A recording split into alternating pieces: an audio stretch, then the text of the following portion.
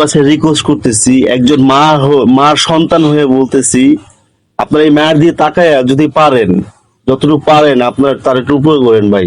আপনার অনেক জায়গায় অনেক টাকা খরচ করেন ভাইয়া। এই আম্মাজান তো ফোন নাম্বার বলতে পারে না, ফোন নাম্বারটা আমি বলছি 013150999190। এটা হচ্ছে এই আম্মাজানের নাম্বার।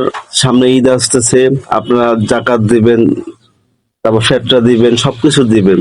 বিশ্বাস করেন ভাই, এই মাটার উপরে করলে দুনিয়াতে আপনি অনেক ভালো থাকতে পারবেন। আর সামনে আম্মাজান, আপনার আর কিছু বলা থাকলে বলে দেন এখানে।